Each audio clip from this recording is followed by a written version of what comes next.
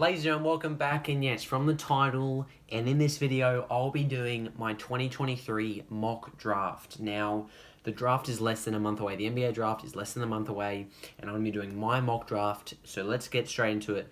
Now, I'll only be doing the top 14 draft picks, because from the lottery, they only did the top 14. So I'll be doing the top 14 only, and then all the rest will probably fall into play. But we're going to start off with number 1, of course, work our way down to 14. And the main 3 are the top 3 picks, and then all the rest will fall into play later on. So first up, number 1 pick, the Spurs are going to be getting Scoot Henderson. No, I'm joking. The Spurs are going to get Victor Wembanyama, a 7'3" center from France. Now, Victor Wembanyama is honestly could be one of the best prospects since LeBron, or a failure. So there's no pressure on Victor at all. No pressure.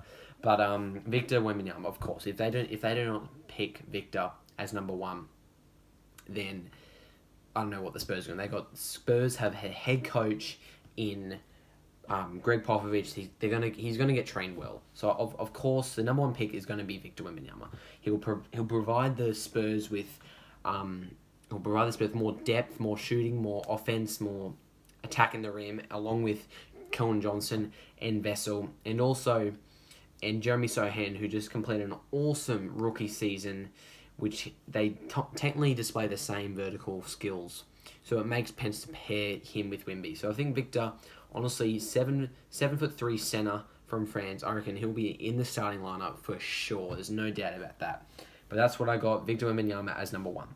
And number 2, there's talks about Miller or Henderson, but yeah, number 2, the Hornets going to get Scoot Henderson, 6'2" guard from the G League Ignite. Now, there's a lot of mock drafts that a lot of reports and people have done about Miller and Henderson at number 2 or number 1, number 2 or number 3, but I think Scoot is a perfect fit with LaMelo Ball in the backcourt. Scoot Henderson has played amazing in the G League Ignite. The offensive amazing. The two of them in LaMelo Ball and Scoot will be very well. And he's a point guard. So LaMelo is a point guard, but I think Scoot Henderson has a better opportunity to perform better in Charlotte and then in Portland, because I think Charlotte aren't going to get that much better soon. I think Scoot Henderson still has some time to develop. But with Brandon Miller, if he goes to number 3 with the Blazers, he'll already be there alongside Damian Lillard. But that's what I got there. Number 2, Scoot Henderson. Now, number 3, yes, I'm going to go Brandon Miller from Arizona. Now, the Blazers need someone who's not a guard, and Brandon Miller is a forward. He's a good wing player. Brandon Miller is a wing player. He's a big wing player. If he gets picked by Blazers, he really is a good fit alongside Shaedon Sharpe in the Blazers on the wing. He's a great shooter, great defender, all around great player in the offensive and defensive end.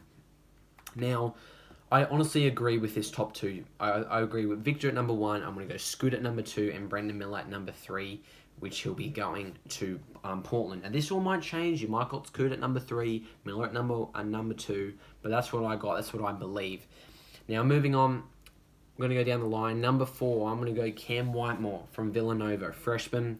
A lot of people have predicted that one of the Thompson... I also predicted that one of the Thompson twins will be up higher, but I believe that this spot, number 4 pick, is going to be with the Rockets, of course. Now, the Rockets are a young team with Jalen Green, Şengün, Jabari Smith Jr. So I think Cam Whitemore, he's also a big win player. He's a 6'6", so I reckon he will absolutely help out with there's a bit more forwards in there, and he has great athleticism, defensive ability, and flash of scoring.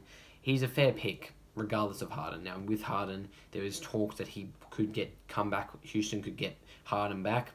But Whitemore would undoubtedly be a great fit if they did not get James Harden, because James Harden and them honestly play the same position. And number 5, I'm going to keep it all the same from what everyone else is kind of thinking. For me, I am going to go Jarvis Walker from Houston for the Detroit Pistons. They've selected a lot of guards in the draft. The Pistons, you got Cade Cunningham, and I reckon Walker is one of the favorite prospects in high school, and his defensive powers he's displayed in college Pistons, this could be a great fit in the front court alongside Jaden Durham. So Jaden Durham and Walker will be amazing on the defensive end, getting the boards, kicking it up to Cade Cunningham in the front court along with Jaden Ivey, etc. I think that would be a great fit for the Pistons at 5. Next up, you got one of the Thompson twins. You got Eamon Thompson for the Magic. He's a 6'6" playmaker. He's from the overtime elite. He's a playmaker. Magic already have a point guard in Marquise Fultz, so it might be a strange pick to pick Thompson, but I think you've got Paolo Banchero, and Marquise Fultz. No, not Marquise Fultz. Wagner is what it's really focused on around Magic. Those two players. So adding him in with his quick side, he'll be a shot creator like that. He'll be amazing with Magic. So when Paolo gets going, he was a rookie of the year this year. So amazing. And then Thompson will come in, give a few minutes, boards, rebounds, points. He'll be amazing for his skills over the course of his rookie season. Now, number 7, you got the Indiana Pacers. Now, there's still a lot of talks, what I reckon is going to happen. But I think Taylor Hendricks from UCF, freshman, Indiana Pacers would be great. Now, you've got a lot of talent in Indiana with Buddy Hield, Miles Turner, and led by Tyrese Halliburton. The front court could also use some support with Hendricks. He's a forward, 6'8", wingspan of 7'1".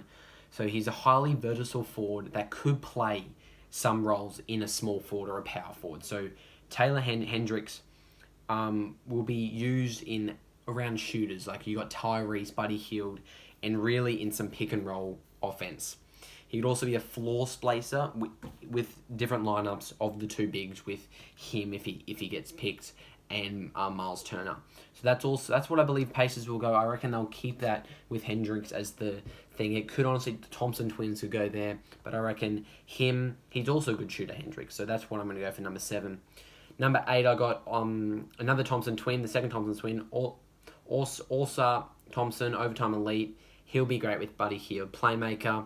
Wizards have everything to grab for him: shooting, rebounding, attacking, playmaking, make Buddy Hield work more, get them more points. But I reckon that's a perfect fit for Wizards. Nothing to talk about there. So number 9 and number 10 we'll put together. Number 9, I got Anthony Black for the Jazz. He's a big guard out of Arkansas.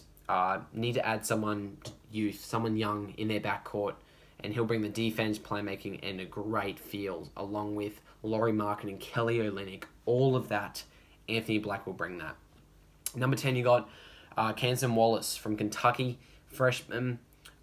Trading this pick should absolutely be on the table for the Mavericks. Now, they did trade this pick, I think, back in Luka Doncic's era, back when he was traded. He's a defensive powers on the boards. He's a combo guard, so he's playing a bit of both.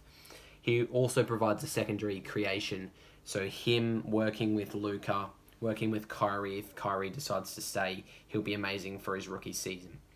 Then 3 more to go. Number 11, I think Magic should go after this guy. Grady Dick from Kansas. Shooting guard, 6'6". They need some more shooting. Magic are really Magic are the type of the team that is young, pretty young, and doesn't have a lot of shooting. So Magic will gain this advantage with Dick in the lineup. You've also got up ahead, you got Thompson in the lineup. Adding Dick, he's one of the best shooters in college this whole season. Magic ranked 24th in 3-point percentage and 27th in 3-point attempts last season. So adding him, he's a great shooter. And if Magic can get some guys like this, they can start building their roster like this and get better after the draft picks they get and after their trades they can make.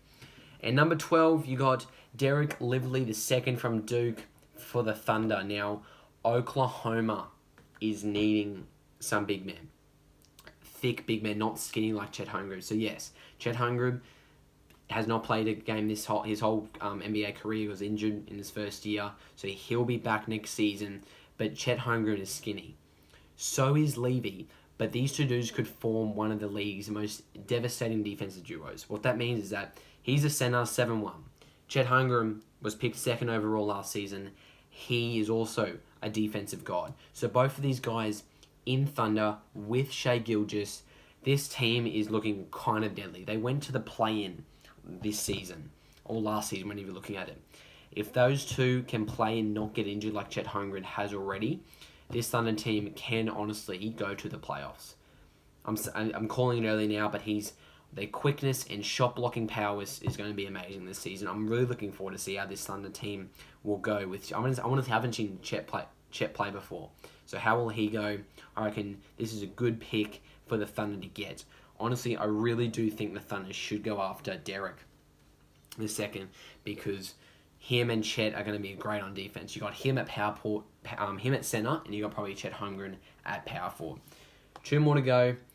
For the Raptors, I honestly believe that Raptors, I'm going to go for this. I think Leonard Miller for the Raptors will be great.